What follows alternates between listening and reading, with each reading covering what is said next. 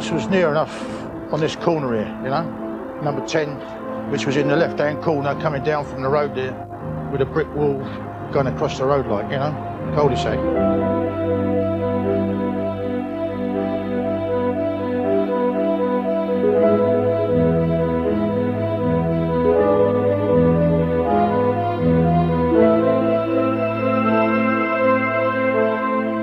Sometime after the murders were discovered, the name Rillington Place was abolished.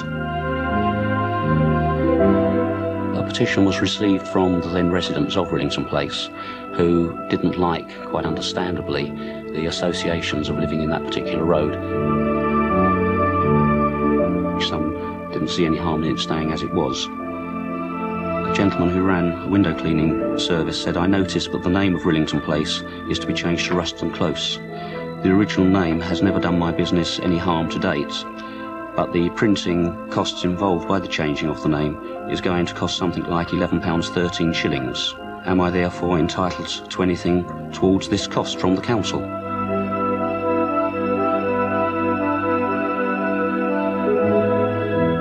And then later on, there was a large redevelopment which took down all of these houses. There is no building actually standing on the site of the old 10 Rillington Place. It may well have been that someone thought that it might be better not to build on a site where there had been so many murders. From time to time we will get people telephoning in to find out where is Rillington Place, because they want to go up and look at the actual street, if not the house. Some of them are quite disappointed to be told that no, they can't see either because they haven't existed for a good few years.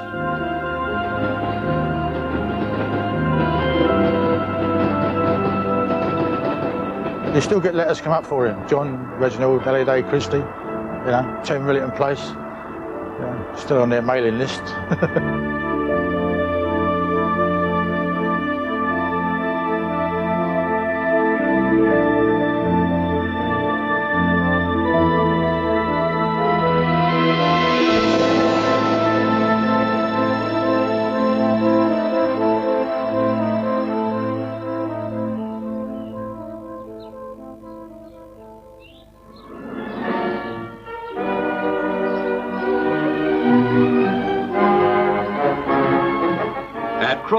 A disused builder's yard is under police guard as local police and Home Office officials search through debris.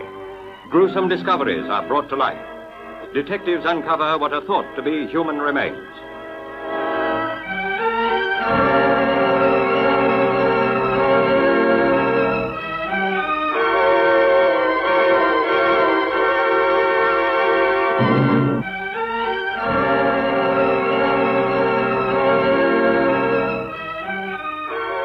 Mr. Haigh had these premises about 40-odd years ago, I suppose now. I don't know the exact date.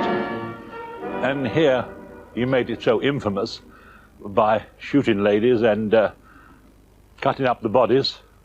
A nasty habit the man had.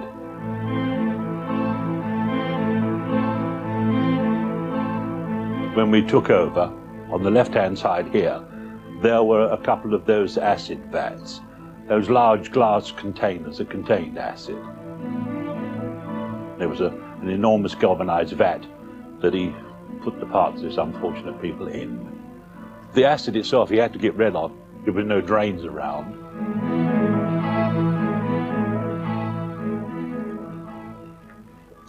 In those days, this was a magnificent hedge right the way through, and it belonged to the gentleman next door, gentleman who had one arm. Nothing to do with Haigh at all, he just had one arm. And he couldn't understand why his hedge kept dying. We understand now from the police report that the slurry was poured over the roots of his hedge, so in consequence, it certainly would die, of course. More detectives arrive on the scene, bringing cases in which to carry away their finds. Specimens, including fragments of clothing, are later taken to Scotland Yard laboratories for tests. There was a program on television with Simpson, the pathologist, and he said that when he came down, he immediately looked upon the ground and saw 3 or 4 gallstones. Now, that must be an absolute trained eye, I think, to see gallstones just lying around. But I haven't seen any since. And when I first found out about what the place was used for, I did not want to use the offices. I locked the old darling up, the building, I mean, of course, and put beside it a shed. And in the shed I had my oils and my battery and everything else, and I virtually conducted my business from the shed. And I thought, what the heck, one particular day I was round here, this is ridiculous. So I said goodbye to the shed and said hello to the offices. Above, there were the produce of what he did. He manufactured. He did plastic fingernails and fertilizer bombs, and they were still in the attic above.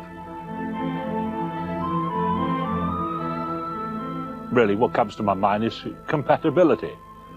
After a while, it didn't come initially, no way, but matter of fact, he frightened me in the beginning, but so, apart from that, now we live together.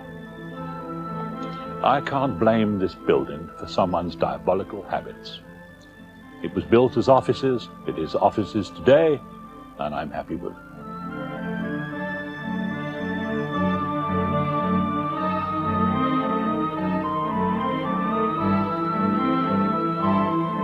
Naturally, some of the neighbours here, when we first took over, knew John Haigh. And one chap in particular, one afternoon I'm working here and he came over and he said, you know, Dennis, he said, I should have known that John Haigh was a murderer. Wow, how could you know this? Well, he said, I watched him, he said, because one day when his car pulled out from the yard, I saw it go up and down over the bumps in the road. I should have known he had a body in there. I should have known. Stories like that, they come and relate to us, you know. They live the past, don't they, over and over again, of course.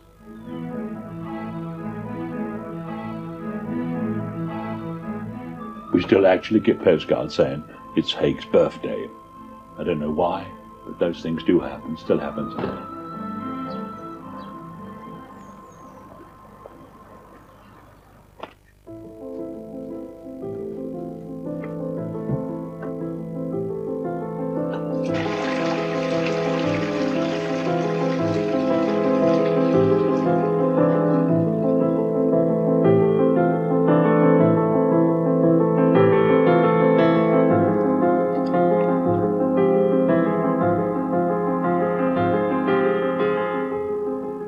I didn't know anything about the history of the house when I came here in '81. Until later on, I was talking to a friend and she said to me, you live in a house where a murder took place.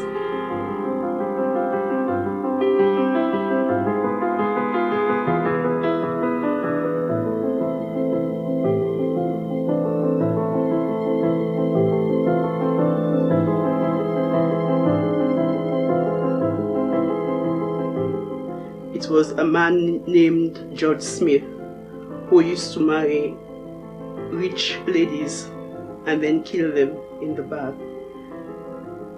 So he claimed that, you know, she must have had her feet in the bathroom and that's how she drowned.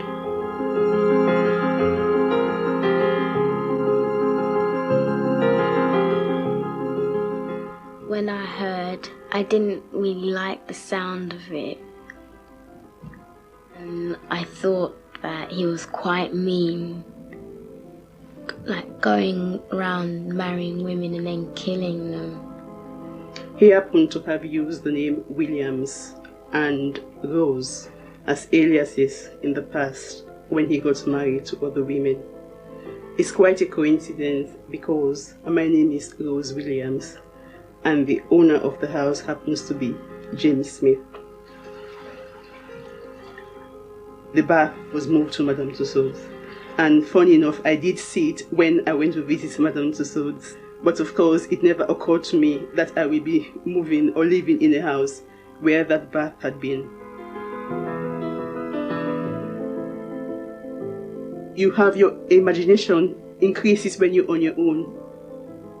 You start thinking of all sorts of things. I mean, there are times when I hear footsteps and I think, my God, there's somebody in the house.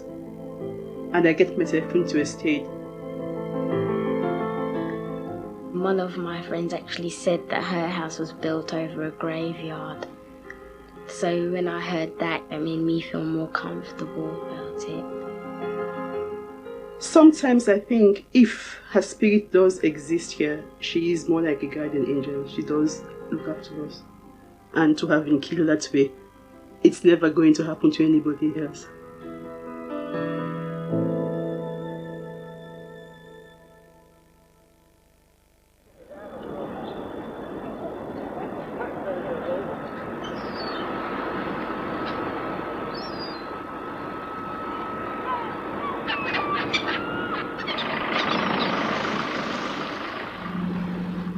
We were just going round the bay. Suddenly the big dark cloud came over and down came real thunderstorm, heavy rain, and we were really getting battered.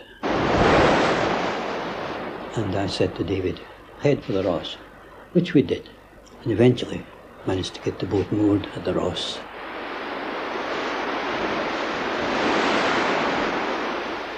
And then I thought, I better go up and tell the lighthouse keeper who we are, because they'll be wondering.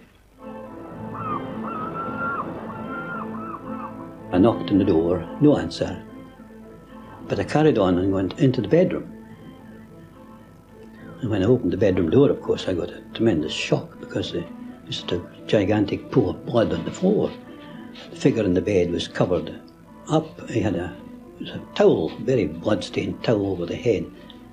And I lifted this towel and I saw that his head was very bashed in.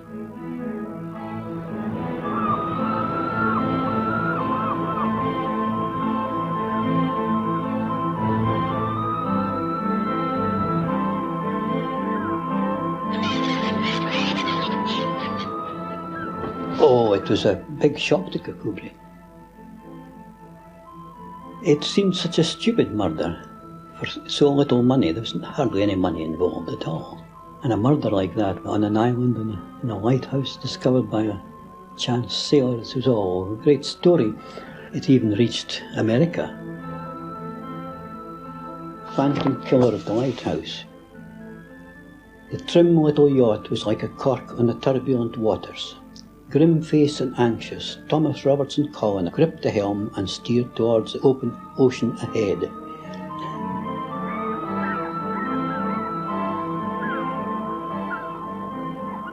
Well, my name is Douglas Molyneux, and I live on Little Ross Island, Kakubri. It's about 30 acres large, and I'm the only person living here. I have a kind of drawbridge mentality, and I rather like the idea of being separated from land. I have been here 9 years now, and I like the challenge of living somewhere rather difficult, and there's no doubt that living here is quite difficult.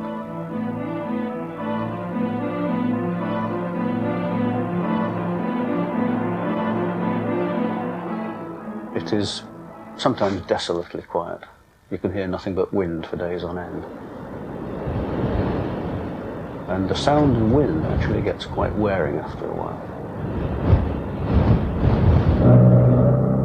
I have had moments of despair, but never such that I just wanted to give the whole thing up.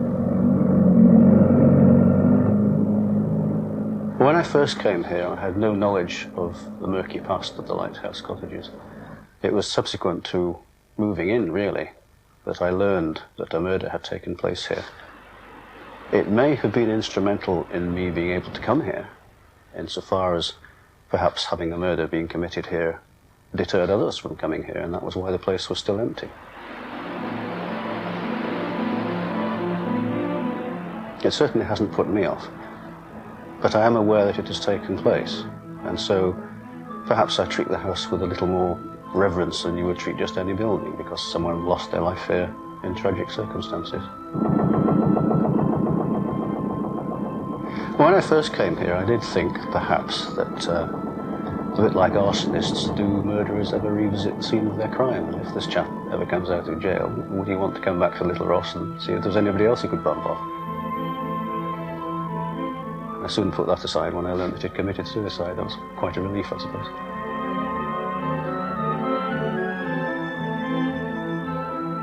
The very first room I stayed in was the room in which the murder was committed. But I did find that that room was extremely cold, impossible to heat, even with a fire on.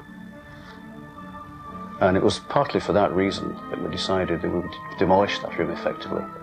And since doing that, we've lost the coldness. There is a feeling that I'm not alone here. I get that sometimes. Usually when the weather's poor, I'm aware of a presence in the form of the shadow of a human being. That's all I can describe it as. Hovering around in the house or passing a window outside.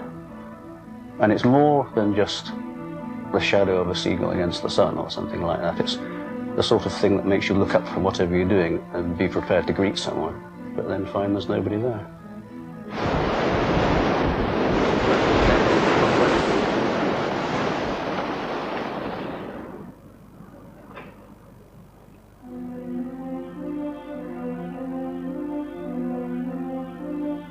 There's nothing about the flat that really reminds me of the fact that somebody was murdered here. It's not spooky at all. I mean, if it were a huge house with long, dark and creaky corridors, I suppose you would be looking for the spookiness in the house.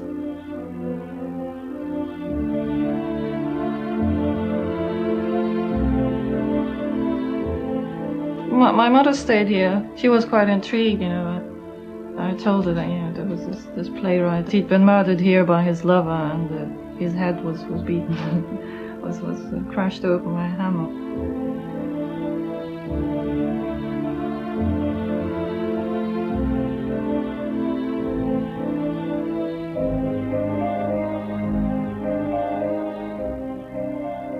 This is the main room of the flat.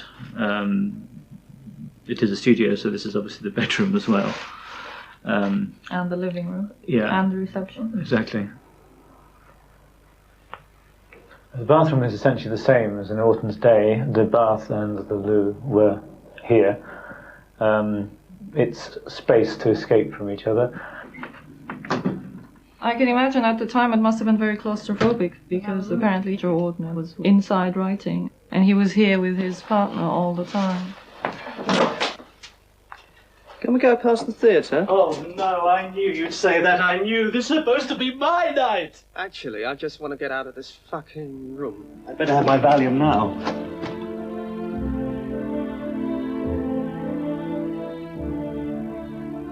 It doesn't look anything like what it used to look like back then. The ceiling had, what was it, pink and yellow? Pink and yellow tiles, yes. Black and white tiles on the floor. The walls were entirely taken up by the murals that Halliwell was doing. That he was sent to prison for because he's defaced library books and cut them out. It's just, where are we? Just down here is number 25. Here we are, right outside. If we come across this The Orton Walk, which happens every other Saturday or something, is the main intrusion. It's up there, really more of a bed sitter than a flat. It really is just one large room with a kitchen behind and a small bathroom. It's a reasonable hour on a Saturday morning when most people would be getting up and be looking out the window, and there is a crowd of people staring up at you. You knocked on the door, and sort of a little old lady who lived in the ground floor opened the window and said, "Yes?" And you say, "I want to see the gentleman upstairs." "Who?" "Mr. Halliwell, Mr. Orton." "Oh, them boys," she'd say. And she'd let you in, and you'd go upstairs to a sort of a smell of cabbage and corned beef and that sort of thing. We had the Orton Society back in May. We had about 10 people in here, jumping around and taking photographs of themselves near the window. You get the occasional letter from drama students who are putting on a production of Loot or something. Who say that want to get the aura of the character by coming to the flat. The history of the flat can only add value. We've had interest from people who saying, if you ever sell, I would be very interested in buying because it is Joe Orton's because it's Joe former Orton's flat. Yeah.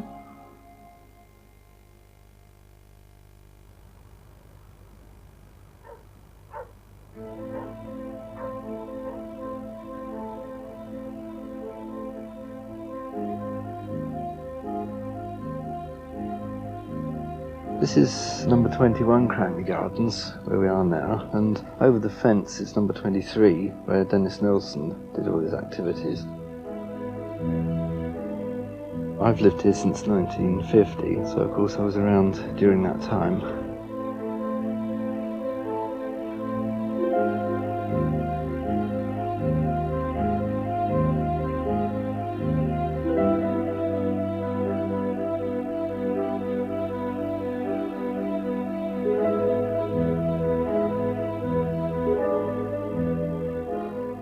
Now, first I heard what was going on was when a policeman came to the front door and said to me something rather unpleasant has happened next door. So I said, oh, which way? Because I was standing in the hall there, and I said, which way? Because the man next door just punched his wife. So I thought, he's done her in, you see. But it was the other way. I just thought it was unpleasant, especially in view of all the blue bottles. Revolting they were. And I also noticed that the man next door pulled a lot of rubbish bags out. Of course, I was inundated with press all over the place. Even the Daily Telegraph rang up. They didn't come round, but they did ring up. I'm afraid I've got a rather dirty mind, because a lot of these young men come into the house, and I thought it was the girl there that they were after. Never dreaming it was right upstairs. I thought, ooh, little so-and-so. She's got all these young men coming round, you see. I mean, I don't think anyone was in any danger here anyway, because it seems most of the victims he picked up were people that couldn't be accounted for. And I don't think he would have been daft enough to have taken out any of the neighbours. Quite presentable young man was going to work with his business suit, collar and tie, and off he went up the hill. A pair of glasses on, he looked quite normal.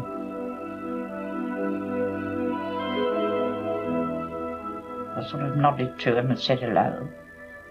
Yeah, that was Dennis.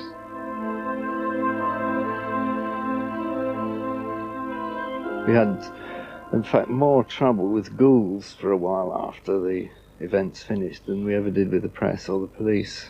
Oh, they were dreadful. But the ghoulish people, I think, were just, well, just the pits, really. To use an expression of John McEnroe. Years afterwards, they brought coach loads of people, and they all stopped and they were all gulping up, all had a look, and they all drove on, and that's gone on for a long time. And every time I give my address, Cranley Gardens, I say, yes, next door. There's two lots of builders have been at it, and the police took away all the bits and pieces from the kitchen and other parts of the flat and resurrected it all in the Black Museum, apparently. So there's not really much of a trace of Nilsen and the house as it was. Beautiful flats next door. They seem to be quite happy coming out in the garden with their barbecues and things. And I suppose it depends on the person, but there was an article in the local paper and some woman had said, oh, she couldn't stand it in there, she couldn't spend the night in there or something, and she was all going hysterical over it. I mean, it's 12, 15 years ago, isn't it? I don't know why. Perhaps she was one of these that feels the atmosphere. It doesn't worry me. I don't think Cranley Gardens will ever live it down. After all, Rillington Place is still remembered years and years after. So I think Cranley Gardens and Cromwell Street will be remembered probably forever now.